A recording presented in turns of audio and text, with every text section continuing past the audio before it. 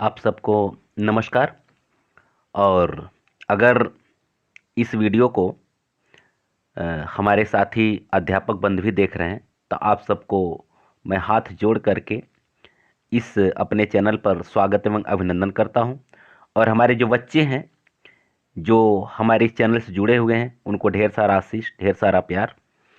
जैसा कि आप जानते हैं कि आपके अपने इस चैनल ज्ञान कोश एजुकेशन से आपके कोर्स का, हिंदी विषय का कंप्लीट कोर्स मतलब तैयार किया जा रहा है। गद्य, पद्य, संस्कृत, व्याकरण सब कुछ तैयार किया जा रहा है। और मैं आपको बताया था कि परीक्षा के काफ़ी पहले आपका कोर्स मैं तैयार करवा दूंगा। और आप देख रहे हैं कि स्क्रीन पे मैंने आहुति बनकर देखा, यह इस 2022 के एग्ज़ाम के दृष्टिकोण से जो 30% कोर्स कट गया है और जो 70% बचा हुआ है उसके हिसाब से सामान्य हिंदी के बच्चों का केवल ये अंतिम चैप्टर है अज्ञे जी का। केवल इसमें 2 कविताएं हैं, मैंने आहुति बनकर देखा और हिरोशिमा। इसके बाद से आपका काव्यखंड खत्म हो जाएगा। फिर इसके बाद से गद्य में थोड़ा बहुत बचा हुआ उसको देख लिया जाएगा, फिर संस्कृत में थोड़ा बहुत बचा उसको देख लिया जाएगा। ठीक है ना। तो आइए ज़्यादा समय न लेते हुए सीधे हम लोग अपने टॉपिक पर चलते हैं। बस एक निवेदन है, अगर आप इस चैनल पर नए हैं तो आप इसको सब्सक्राइब कर लीजिए। और जो मेरे पुराने बच्चे हैं वह लाइक और शेयर तो आप करते ही हैं, आप इसको करते चलिए। बस इतना सा ही आपसे एक उम्मीद है और विश्वास है। देखिए यह कविता जो है मैंने आहुति बनकर देखा, यह आहुति बनने में अज्ञे जी बताते हैं कि अपने आप को समर्पित करने में जो आनंद है वो किसी चीज़ को प्राप्त करने में वो आनंद नहीं है। ये कहते हैं कि जीवन केवल सुखों का संचय का नाम नहीं है, बल्कि उसकी वास्तविक शक्ति कष्टों, विघ्न, बाधाओं और विरोधी परिस्थितियों के साथ संघर्ष करने से ही विकसित होती है। ठीक है ना। निम्नलिखित पंक्तियों का जो ये दृष्टिकोण है कवि का वह यही है कि हमें प्राप्ति की इच्छा नहीं करनी चाहिए, बल्कि समर्पण का भाव हमारे अंदर होनी चाहिए। अपने आप को आहूत करना चाहिए, न्यौछावर करना चाहिए, त्यागमय जीवन जीना चाहिए। देखिए कविता देखिए, अज्ञे जी कहते हैं कि मैं कब कहता हूं जग मेरी दुर्धर गति के अनुकूल बने। मैं कब कहता हूं जीवन मरु नंदन कानन का फूल बने। कांटा कठोर है, तीखा है, उसमें उसकी मर्यादा है। मैं कब कहता हूं वह घटकर प्रांतर का ओछा फूल बने। मैं कब कहता हूं मुझे युद्ध में कहीं न तीखी चोट मिले। मैं कब कहता हूं प्यार करूं तो मुझे प्राप्ति की ओट मिले। मैं कब कहता हूं विजय करूं मेरा ऊंचा प्रासाद बने, या पात्र जगत की श्रद्धा की मेरी धुंधली सी याद बने। पथ मेरा रहे प्रशस्त सदा, क्यों विकल करे यह चाह मुझे। नेतृत्व न मेरा छिन जाए, क्यों इसकी हो परवाह मुझे। मैं प्रस्तुत हूँ चाहे मिट्टी जनपद की धूल बने, फिर उस धूली का कण कण भी मेरा गतिरोधक शूल बने। अपनी जीवन का रस देकर अपने जीवन का रस देकर जिसको यत्नों से पाला है, क्या वह केवल अवसाद मलिन झरते आंसू की माला है। वे रोगी होंगे प्रेम जिन्हें अनुभव रस का कट प्याला है। वे मुर्दे होंगे प्रेम जिन्हें सम्मोहनकारी हाला है। मैंने विदग्ध हो जान लिया, अंतिम रहस्य पहचान लिया। मैंने आहुति बनकर देखा, यह प्रेम यज्ञ की ज्वाला है। मैं कहता हूँ, मैं बढ़ता हूँ, मैं नभ की चोटी चढ़ता हूँ। कुचला जाकर भी धूली सा आंधी सा और उमड़ता हूँ।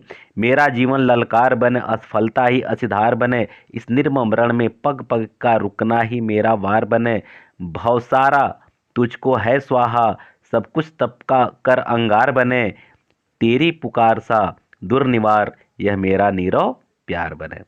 कह रहे हैं कि मैं कभी नहीं कहता हूं, मैं कब कहता हूं मतलब मैं कभी नहीं कहता हूं कि जग मेरी दुर्धर गति के अनुकूल बने, या संसार जो है, जग संसार जो है दुर्धर मन होता है कठिन।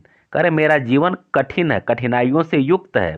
तो मैं नहीं चाहता हूं कि यह जीवन मेरे अनुकूल बन जाए, सरल बन जाए। मैं कठिन हूँ, मैं कठिनाई को पसंद करता हूँ, मैं कठिनाई पर चलना पसंद करता हूँ। तो जो मेरी दुर्धर गति है इस तरह से संसार न बने, ऐसा मैं कभी चाह किया ही नहीं हूँ।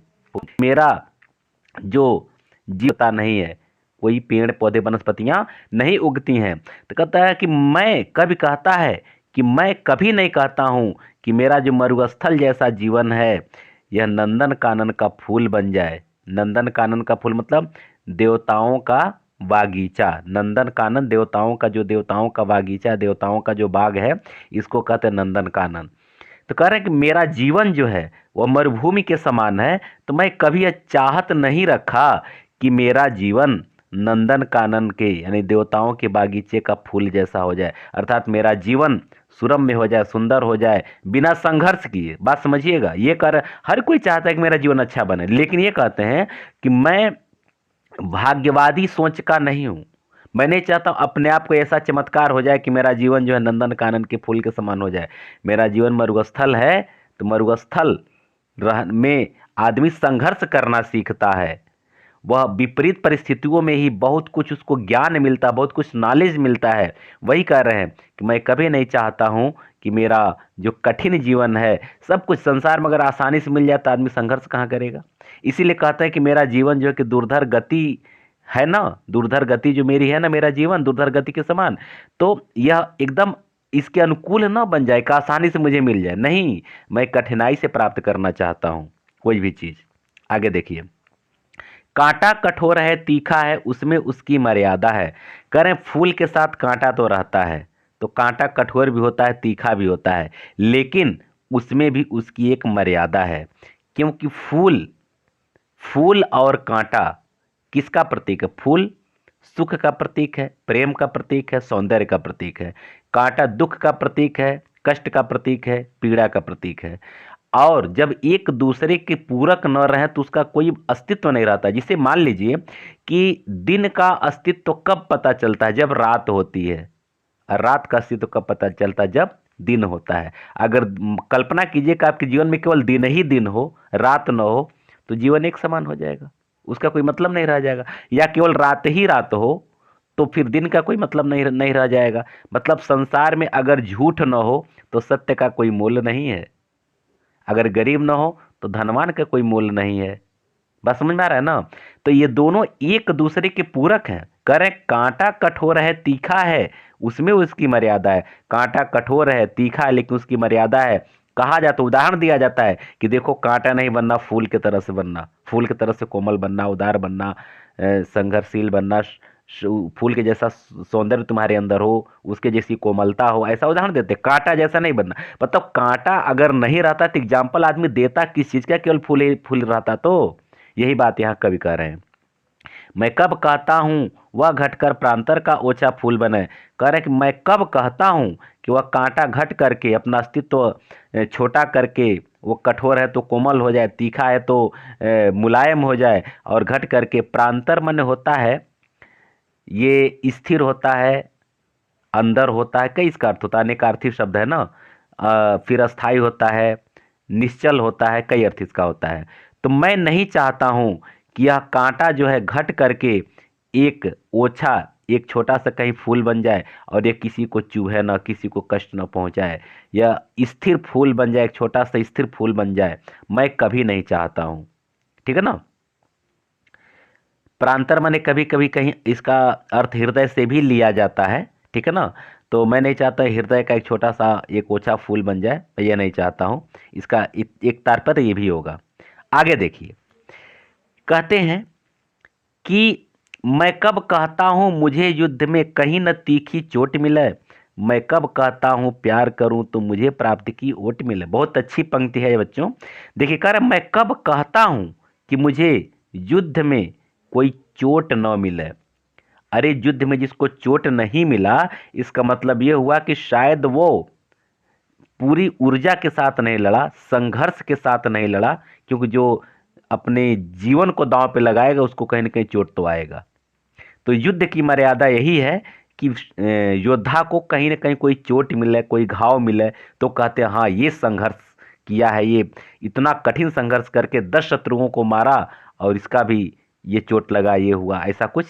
तो कह रहे हैं कि युद्ध में अगर चोट नहीं मिला तो योद्धा की कोई मर्यादा नहीं है।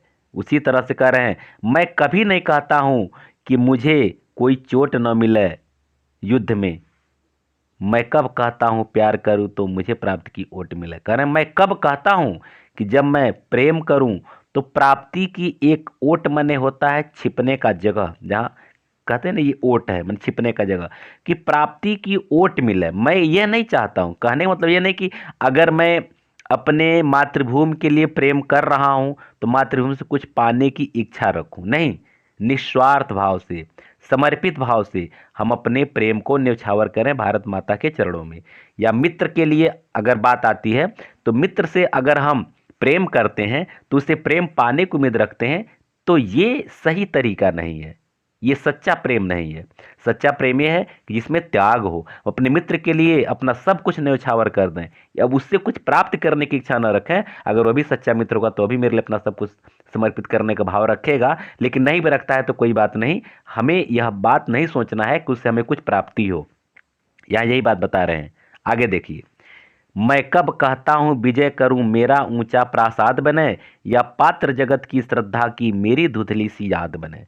कह रहे हैं मैं कब कहता हूँ कि मुझे विजय श्री प्राप्त हो जाए और विजय श्री प्राप्त होने के बाद मेरा एक ऊंचा सा प्रासाद बने।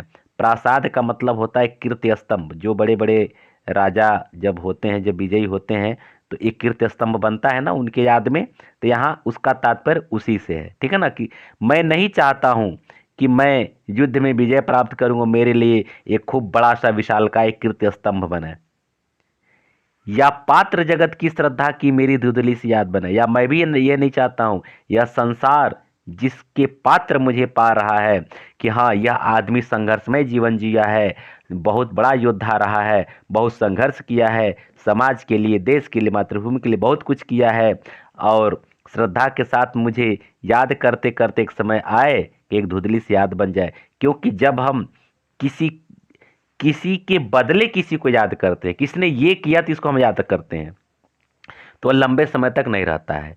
लेकिन जो व्यक्ति हर किसी के हृदय में स्थान बना लिया है, हर किसी के हृदय में स्थान बना लिया है, वो लंबे समय तक या आजीवन उसको आदमी याद रखता है। वो धुंधली याद नहीं रहती, हमेशा वो याद ताजी रहती है।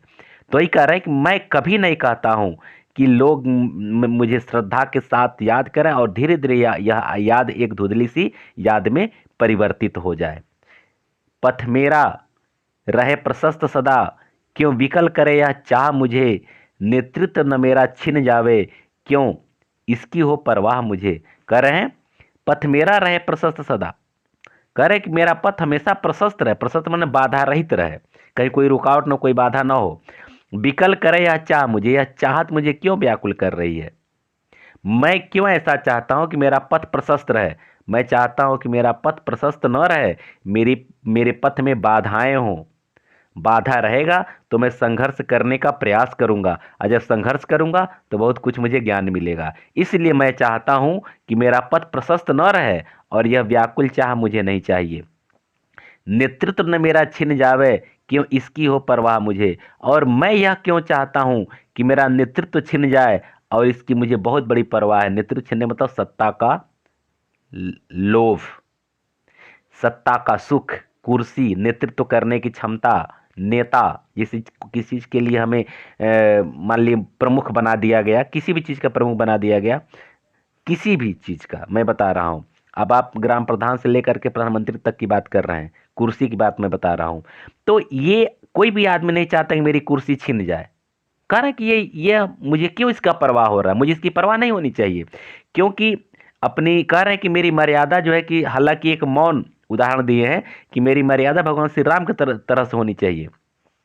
ऐसा कौन सा राजा होगा, ऐसा कौन व्यक्ति होगा दुनिया में, जरा सोचिएगा, कि उसको जिस दिन राजगद्दी होनी थी, राजगद्दी मिलनी थी, वह राजा बन रहा था, उत्सव का माहौल था, बधाइयां बज रही थी, मंत्रोच्चार हो रहा था, सब कुछ हो रहा था, बस कुछ ही पल की बात थी कि उनको बुला करके बस राजगद्दी पर बैठाना था। लेकिन उसी क्षण पता चलता है कि उनको बनवास जाना है। राम को कोई शोक नहीं हुआ।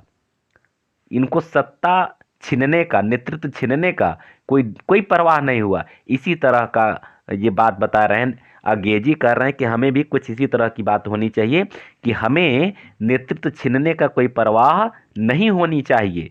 आगे कहते हैं, मैं प्रस्तुत हूं चाहे मिट्टी जनपद की धूल बने, फिर उस धूली का कण भी मेरा गतिरोधक शूल बने। करे मैं प्रस्तुत की धूल बने। करे मैं प्रस्तुत हूँ, मैं अपने जन्मभूमि के लिए, अपने जनपद के लिए, मैं अपनी मातृभूमि के लिए प्रस्तुत हूँ। और मेरी मिट्टी का तात्पर्य है कि मेरा शरीर, ये कहते हैं ना शरीर मिट्टी का है, मेरा शरीर जो है कि जनपद की धूल में मिल जाए, ये मेरी यह चाहत है। मैं प्रस्तुत हूँ कि मेरा शरीर जो है जनपद की धूल बन जाए, मेरे मातृभूमि की धूल बन जाए, मातृभूमि में मेरा जीवन मिल जाए, मैं अपने मातृभूमि के लिए अपना जीवन समर्पित कर दूं। फिर उस धूलि का कण कण भी मेरा गतिरोधक शूल बने। फिर वही धूल का कण जो है हर जगह जगह पर मेरा गतिरोधक शूल बन जाए। मतलब मैं नहीं चाहता मेरा पथ प्रशस्त हो, मैं चाहता हूँ मेरे मार्ग में बाधा हो। और जो धूल है ना, जो मैं समर्पित होकर के अपने आप को मातृभूमि के धूल में मिला देना चाहता हूँ, वह धूल हर क्षण हर पग मेरा गतिरोध उत्पन्न करे, मुझे रोके, मुझे टोके, ताकि मैं संघर्ष करते हुए निरंतर आगे बढ़ने की कला सीख सकूं। आशा है कि आप लोगों को समझ में आ रहा होगा। कहीं कोई दिक्कत हो तो कमेंट करके पूछ लीजिएगा। और अगर आपको लगता है कि कहीं किसी भी शब्द में, किसी भी पंक्ति में, किसी भी तरह का कोई भी परेशानी अगर हो रहा है, जरूर कमेंट बॉक्स में कमेंट करके पूछ लीजिएगा। वीडियो कैसा लग रहा है यह भी आप बताइएगा। अगर खराब लग रहा है तो कैसे सुधार करना है भी बताइएगा। अच्छा लग रहा है तो भी बताइएगा। बस इतना सा एक निवेदन है। आगे देखिए। अपने जीवन का रस देकर जिसको यत्नों से पाला है, क्या वह केवल अवसाद मलिन झरते आंसू की माला है। करे मैं अपना संपूर्ण जीवन देकर जिस लक्ष्य को मैंने यत्न पूर्वक पाला है, जिस लक्ष्य को, जो मेरा उद्देश्य है जीवन का, उस उद्देश्य के लिए मैं अपना सब कुछ, अपना पूरा जीवन समर्पित करके मैंने पाल लिया है, क्या वह केवल है कि मर जाएगा। वह अवसाद से मलिन, अवसाद मतलब दुख से मलिन होकर के, कि मुझे जो मंजिल मिलनी थी वो मंजिल नहीं मिली, तो दुख से मलिन होकर के हमारे आंख से जो आंसू गिर रहा है वह आंसू की माला बन करके रह जाएगी? नहीं। अर्थात ये कि मैं अपने जीवन में कभी निराशा नहीं आने दूंगा।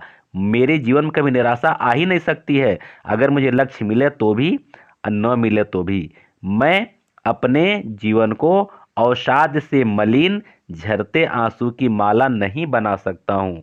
क्या हार में, क्या जीत में किंचित नहीं भयभीत में कविता पढ़े होंगे, वही चीज है। हार हो चाहे जीत हो, मुझे भयभीत नहीं होना है। आगे देखिए, कहते हैं वे रोगी होंगे प्रेम जिन्हें अनुभव रस का कट प्याला है, वे मुर्दे होंगे प्रेम जिन्हें सम्मोहनकारी हाला है। कह रहे वे लोग रोगी होंगे जिनको प्रेम एक अनुभव के रस का कड़वा प्याला जैसा लगता है। लोग कहते हैं ना कि प्रेम नहीं करना चाहिए, प्रेम कड़वा एक प्याला है, एक प्रेम में बहुत ज़्यादा दुख है, बहुत ज़्यादा पीड़ा है, बहुत ज़्यादा संघर्ष है, बहुत कुछ कठिनाई बताते हैं, कहते हैं कि ये मेरा अनुभव है।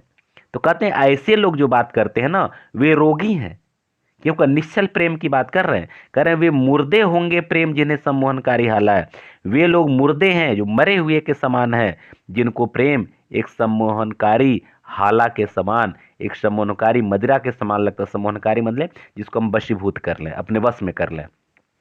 तो किसी को वशीभूत करने वाली मदिरा के समान लगता है। अगर कोई व्यक्ति ऐसा सोचता है तो समझिए कि एक मुर्दे के समान वह निर्जीव व्यक्ति है। आगे देखिए, मैंने विदग्ध हो जान लिया, अंतिम रहस्य पहचान लिया, मैंने आहुति बनकर देखा, यह प्रेम यज्ञ की ज्वाला है। करें मैंने विदग्ध हो जान लिया, मैं विदग्ध हो करके, विदग्ध होना मैंने जलना, जलना मन होता समर्पित होकर के सीखना, पीड़ा से, कष्ट से, त्याग से, समर्पण से, ठोकरों से जो ज्ञान मिलता है उसी को विदग्धता कहते हैं। ठीक है ना। विदग्धता का सीधा तात्पर्य किसी भी चीज से प्राप्त कष्ट से जो हमें अनुभव मिलता है, उस अनुभव की बात यहाँ कर रहे हैं। कह रहे मैंने विदग्ध हो जान लिया, मैंने प्रेम में विदग्ध होकर के जान लिया और इसका अंतिम रहस्य मैंने पहचान लिया। कह रहे जो लोग कहते हैं कि प्रेम जो है कि एक सम्मोहनकारी हाला है, ऐसी बात नहीं। मैं तो प्रेम में जल करके यह जान लिया है और इसके अंतिम रहस्य को मैंने पहचान लिया है। मैंने आहुति बनकर देखा, जब मैं प्रेम में अपने आप को आहुति करके देखा तो मैंने देखा कि प्रेम यज्ञ की ज्वाला है। प्रेम तो एक पवित्र यज्ञ की ज्वाला के समान है। कह रहे हैं कि अगर हम अपने मित्र से प्रेम करेंगे, अगर अपने मातृभूमि से प्रेम करेंगे, अगर अपने देश से प्रेम करेंगे, तो उस प्रेम में कोई चाहत नहीं होती है, प्राप्ति की इच्छा नहीं होती है। तो वही कह रहे हैं कि जब मैं ऐसा करके देखा तो मैंने जान लिया, इसके अंतिम रहस्य को मैंने पहचान लिया कि जब मैं आहुति बनकर देखा, जब मैं निस्वार्थ रूप से जब मैं प्रेम करने का भाव जब जान लिया, तो मुझे लगा कि यह प्रेम जो है एक पवित्र यज्ञ की ज्वाला के समान है। मैं कहता हूँ, मैं बढ़ता हूँ, मैं नभ की चोटी चढ़ता हूँ, कुचला जाकर भी धूलि सा, आंधी सा और उमड़ता हूँ। कह रहे हैं कि मैं कहता हूँ, मैं यही कहता हूँ कि मैं निरंतर आगे बढ़ता रहता हूँ और मैं नभ की चोटी चढ़ता हूँ। मैं आकाश की सबसे ऊंची चोटी में निरंतर चढ़ता रहता हूँ। ठीक है। कुचला जाकर भी धूलि सा, आंधी सा और उमड़ता हूँ। मैं धूल के समान कुचला जाता हूँ, धूल के समान कुचला जाता हूँ, लेकिन जब अवसर आता है, जब आंधी आती है, तो मैं उसमें उमड़ता भी रहता हूँ। कहने का तात्पर्य है कि धूल का कण सबसे तुच्छ चीज माना जाता है। कह रहे कि संसार मुझे सबसे तुच्छ माना, धूल के जैसा मुझे कुचला इस संसार, इस दुनिया ने, लेकिन मैं अपने संघर्षों के द्वारा, मैं अवसर जैसे मुझे मिला, जब मैं अवसर मिला, यानी आंधी जैसा अवसर जब मुझे मिला, तो मैं उमड़ उमड़ करके लोगों को बता दिया कि तुम जिसको कुचलना समझ रहे हो कि कुचला जाने के योग्य है, मैं काफ़ी ऊंचाई तक उड़ करके, तुमसे काफ़ी ऊंचाई पर उड़ करके मैं दिखा सकता हूँ। क्योंकि जब जानते, जब आंधी आती है तो धूल जो है कि कई कई फीट, 50 फीट, 60 फीट, 100 फीट तक ऊपर धूल चले जाते हैं उड़ करके, लेकिन उसका तुच्छ भाव क्या है कि सबके पैरों के नीचे कुचला जाता है। यहाँ वही बात बता रहे हैं कि हे संसार, तुम जिसको अपने पैरों से कुचलते हो ना, तुच्छ जान करके, जब आंधी आती है तो मैं दिखा देता हूँ कि मैं तुमसे कई सौ गुना श्रेष्ठ हूँ, कई सौ गुना बड़ा हूँ, कई सौ गुना ऊंचाई को मैं तय कर सकता हूँ। मेरा जीवन ललकार बने, असफलता ही आधार बन करें। मेरा जीवन एक ललकार बन जाए। मैं ललकारना चाहता हूँ, मैं लोगों को चैलेंज करना चाहता हूँ कि तुम मुझे धूल में नहीं मिला सकते हो। मैं अपने संघर्षमय जीवन से सब कुछ अपने जीवन में प्राप्त कर सकता हूँ। असफलता ही असधार बने। अगर मैं असफल हो रहा हूं ना, यह तलवार की धार बन जाए, क्योंकि कहा जाता है ना कि असफलता ही सफलता की सीढ़ी है। ठीक है ना। तो कह रहे कि मैं असफल अगर हो रहा हूं ना, तो मेरी असफलता जो है ना, यह हमें असफलता हमें क्या नाम है, संघर्ष करने से रोकेगी नहीं, मुझे आलसी और कायर नहीं बनाएगी। यह मेरी हर असफलता एक तलवार के धार के समान बनेगी। इस निर्मम रण में पग पग का रुकना ही मेरा वार बने। करें संसार जो है यह बड़ी निर्मम है। रण यहाँ तात्पर्य संसार से है, और निर्मम मन होता है बिना मोह माया के। यह संसार बिना मोह माया के है, पग पग पर तुम्हें रोकेगा, और पग पग पर मेरा रुकना जो है एक मेरा वार बनेगा, इस संसार से संघर्ष करने के योग्य मुझे बनाएगा। जितनी बार मैं, रुकने का तात्पर्य होता है असफल होना, अब पग पग में हर कदम कदम पे जितनी बार मैं रुकूंगा उतनी बार मैं एक नया वार सीखूंगा, मैं नया वार करूंगा। अर्थात मैं जितनी बार किसी भी कंपटीशन में, किसी भी परीक्षा में अगर मैं फेल होऊंगा, मैं उतनी ही बार आगे बढ़ने का और तेजी से आगे बढ़ने का मैं प्रयत्न करता रहूंगा, और मेरा जीवन एक ललकार बनेगा। मेरा जीवन चुपचाप मैं कोई काम नहीं करना चाहता हूँ, मैं बिल्कुल चैलेंज करके, ललकार करके मैं कोई भी कार्य करना चाहता हूँ। ठीक है ना। यह संसार जो है कि निर्मम है। यह संसार, इस संसार में पग पग पर मुझे रुकना बदा है। संसार हमें पग पग पर रोक रहा है, तो ये मेरा एक वार बन करके सामने आएगा। आगे देखिए, भवसारा तुझको है स्वाहा, सब कुछ तप कर अंगार बने, तेरी पुकार सा दुर्निवार, मेरा यह नीरव प्यार बने। करें कि भाव मन होता है संसार, यह सारा संसार तुझको मैं स्वाहा कर रहा हूं।